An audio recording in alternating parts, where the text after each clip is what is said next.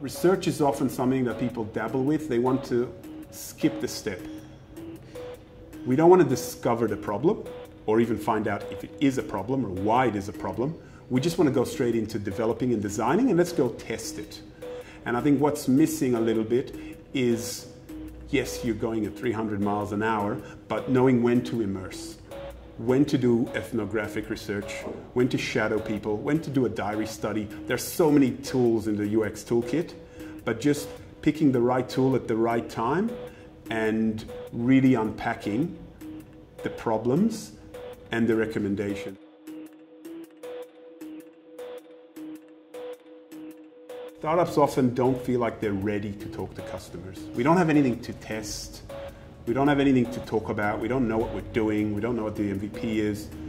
I think the critical thing is to talk to customers often, just like the cliche goes, fail fast and fail quickly. It's talk to customers often and pivot often and have that regular cadence of talking to them. And whether it's contextual inquiry, it's usability testing, whatever it might be that you're talking to them about, you're going there often, because by doing so you minimize waste. Because the longer it is that you spend developing, marketing, strategizing, without talking to them and understanding who they are and what their needs are, the more waste you potentially are creating, for your startup. Getting out of the building early enough. You can write or design something on a napkin, in a bar, in a coffee shop, and test that. You don't pitch it to someone, you ask them, how would you go about completing this task? You can create paper prototypes and have a human computer moving sheet by sheet. You don't have to have a polished product. I think startups often think that, if it's a prototype, if it's rough, I'm not going to get good feedback. You can get great feedback, and you can pivot, and you can ensure that the design that is created ends up solving the problem that people have. And another one, I think it's sometimes just having the focus.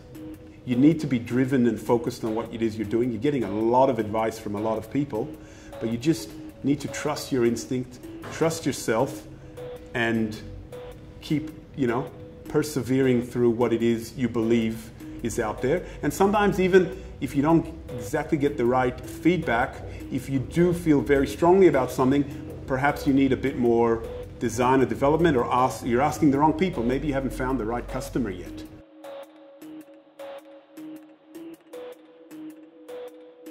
They overcomplicate things very quickly.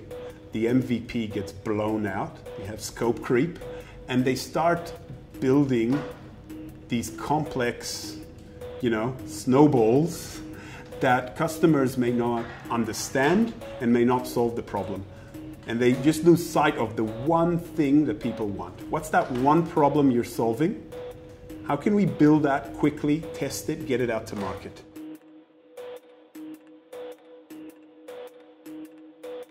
So the most important thing for startup founders to remember is that they're not pitching their startup idea when they're going out there and conducting either research through contextual inquiries or usability testing.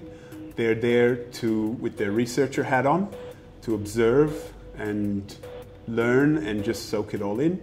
They're not there to give the answer to any questions that they're given. They just want to validate whether customers understand what it is that their startup is doing, what's the value proposition, then they're able to complete, their key tasks. But it is trusting yourself. So I think you can sometimes lose sight of what that goal is by having so much advice from so many different places and lose sight of what it is you're trying to improve the world with.